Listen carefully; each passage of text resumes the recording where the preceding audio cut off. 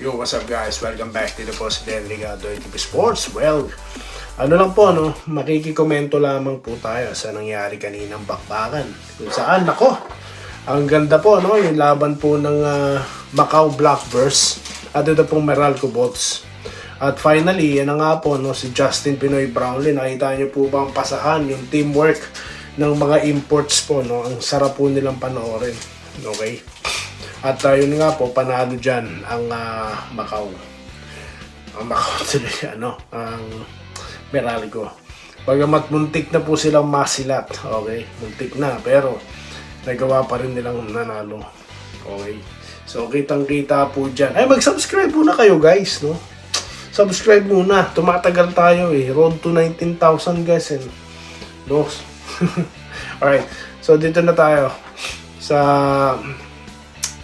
kanina pong laban, no, ng Macau. At ganda po talaga ng ng connection yung dalawang best imports sa PBA. Ano po ba nangyari diyan? Inside and outside may presence po ang Meralco, kaya nanalo sila. Nakita niyo po maglaro yung Romero, no? Grabe. Halimaw sa ilalim. Tignan niyo yung 7-6, Deguara ba yun? Hindi umuubra, di ba? Ang lakas nung na yan, Puerto Rican center na yan. So, ganoon po sana. Kailan kaya tayo magkakaroon ng Pinoy na ganun kalakas, no? Maliban kay Pajardo. Yung literal na all around. Wala pa tayong nakikitang ganun so far sa PBA. Or mga imports na Filipino imports, no? Sa Asia. Parang wala pang ganun no? Kailan kaya tayo makapag-produce ng Malang Romero sa ilalim? Okay, so yun po meron silang loob at labas.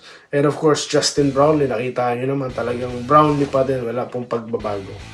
Okay. At congratulations sa Meralco. At mukhang looking good po sila. Magaling din po yung Sina Vahedi, talagang scorer Di ba? So, talagang ito na po yung team to beat, no, sa ASL. Okay. At abangan po natin ang bawat laro nila. Okay. So, ano na po bang update sa barangay? Magpa-shoutout na po muna tayo, ha? Teka, tanungin natin si Meta, no? Tanungin natin kung kamusta na ang injury po ni Ronde Hollis Jefferson. Okay? Kasi na-injured po siya Diba? Inalalayan po siya para makalabas ng court. So, I want to know yung status ng kanyang injury. Okay, nagre-reset lang po si Meta. Habang nagre-reset siya, habang magpa-shoutout na po tayo. Alright, okay. Hey, Meta. What is the injury condition of Ronde Hollis Jefferson of Meralco Bolts?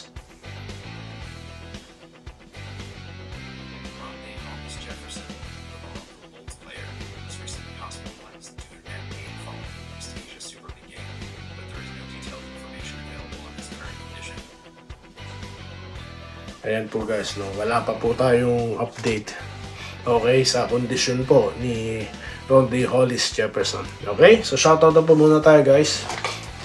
Dito po tayo kay Sir Chief.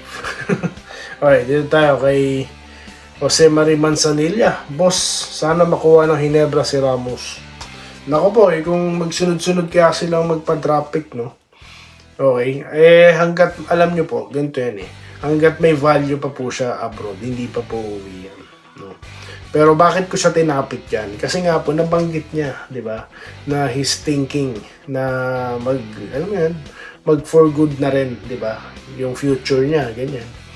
Pero syempre, habang mabenta pa po at nag-i-enjoy sila sa liga nila, no? Hindi pa po siguro sa ngayon.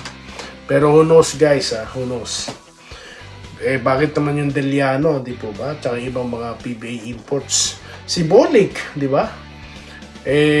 Nakigbalikan na sila, no? So, yan po yung mga tinitignan natin dyan. Okay? Dito tayo kay Vincent Nava. Ganda talaga ng tag team. Yes, ang ganda talaga ng teamwork ng dalawa. Walang kwenta ang Pilipinas Live, sabi ni Sir Julio Cesar na Peña. Pati sa YouTube kapag international na ang laruan. Nga lang. Kasi ganito po yan guys, papaliwanag ko. May iba po kasing may hawak niyan. Yung copyright po niyan, may ibang hawak. No? Noong nag-search po ako, yung sa Gilas, parang DASN, no? Ang ano rito, ang may hawak nun. Kasi pag nagsisearch ako, magbibili nga ako, magbabayad ako. Doon ako dinadala ni Google, no? So ngayon sa EASL, hindi ko po alam. Yun sana ang ginagawa nitong Pilipinas Live, no? Kasi basketball po pa rin, no? Ang number one sports ng mga Pinoy. Nauso po yung mga volleyball, no? Ako nanonood ako ng volleyball. Kaya nga, ewan ko, kilala nyo yung mga player na kilala ko. Sila Bolly, sila De Banadera. Kilala nyo po ba yung mga yon? Wala pa yan sila Alisa Valdez. Wala pa yung mga Gretchen Ho. Hindi pa sila sikat niyan. Wala pa. Mga preschool pa lang ata sila. Di po ba? Sila Dakis. Si Dakis noon, naalala ko, kinukwento pa lang sa akin ng brother ko dahil ka-schoolmate sila at talagang sikat na ano talaga siya. Volleyball player, ano po. Hanggat sa yan na nga, nagsikatan na lahat sila. Di ba? So, yun po. Kaganapan. Alright? Pero number one pa rin ang basketball. Sana po sa Pilipinas Live, manggawin nila. Sundan nila itong mga to para makapanood naman kami. No? Kaso po kung medyo malaki siguro ang sharing dyan, baka hindi rin mangyari. Kasi business po talaga yung mga yan. Kaya wala tayong magagawa. Okay. Luz Mercado. Saan naging... Ano po? Hindi ko maintindihan yung sulat nyo. Ma'am Luz. Saan maaaring mapanood? Yun na nga po, no? Naghahanapan tayo ng mapapanoran, no?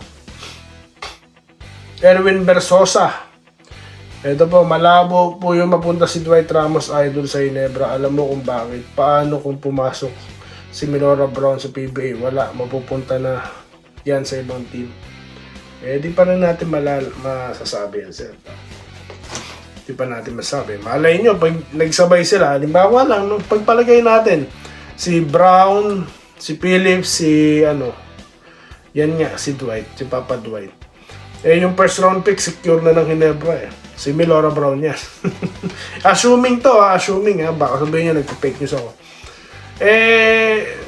Meron pa pong ibang asset ang Ginebra na pwedeng gawin nilang pang trade, di ba? Malay nyo naman, ibigay din ng... Maraming mga namimigay ng draft pick dyan. Kaya, di ba, makuha nila yung first and second. Yun ang possibilities, di po ba? Alright? Kung sa kanila yung first and second, or even third, di ba? Yun kasi nga, naging usapin po yan, kasi nga, nakuha nila yung first round pick ng Terapirma. Alam naman po natin, Terapirma na naman ng, magiging first round pick niya sa tinatakbo ng talo nila Hindi na po laro ang tawag nun. Pag naglalaro sila, talo na talo na kagad. Magtatalo mamaya ang ang Blackwater, magtatalo sila ng Ginebra. Ayoko naman sabihin magpapatalo dahil hindi naman yun, unfair naman yun, no? Ayos yan kung di si Ramos mapunta sa Ginebra. Wilson Salva. Alright, good luck daw po kay JB, sabi ni Robert Kebyab. Mikelawa, JB in the house, user. Di na kami atakihin, boss. Sanay na kami sa SMC. Pagdating sa mga trade, garapan. Hater ba kayo, sir? Aray ka. Hindi ako naniniwala hater to si sir kasi follower ng Doy TV. No, hindi ako maniniwala, sir. Romel Sales, okay, good day, Idol Doy. Nako, saan pa pupunta ang Barangay Gilas? Sa Barangay Ginebra. Aray ko. Jose Mariman Sanilla, kailan boss yung drop pick ng Ginebra? Matanong ko lang po. Drop pick sa 2027 po. No. Boss Doy, sa tingin mo, kung magpapadrop si Dwight Ramos sa PBA, sino kukunin ng PBA sa first round pick? Matinding negosasyon po yan, no? Matitindi pong negosasyon yan. Di ba nga, pinaghihinalaan ko dati si Malonzo, trade nila sa drop pick, no? Dahil I don't think babalik pa siya sa Ginebra Yan po ang tingin kong ano dyan gagawin dyan na Hinebra dahil ang dami pong pwedeng maging draft pick. Kapag nahawakan po nila yung mga first, second, third, no? Aray ko. Bad trip na mga hater nito. Kasi, ano naman po yung tinitrade nila valuable player naman Yung nangyari naman dito kay Holt tsaka kay Abarrientos. Diba si Stan Hardinger naman ang tinrade nila. Diba? So, kumpara naman po sa ibang team dyan na... Diba? Anyway. Although yung mga iba pong trades, hindi ko na po naabutan. No? Dahil kailan lang po ulit akong bumalik na manood ng PBA, maging active viewer ng PBA. Diba? Kailan lang, nung nandito ako, dumating ako rito sa Canada. Bakit naman nangyari kasi yan? Try nyo pong pumunta rito. Lahat po ng, lahat po ng tawag dito, bagay na hindi na pwede nyong gawin para di kayo mainit. Gagawin nyo.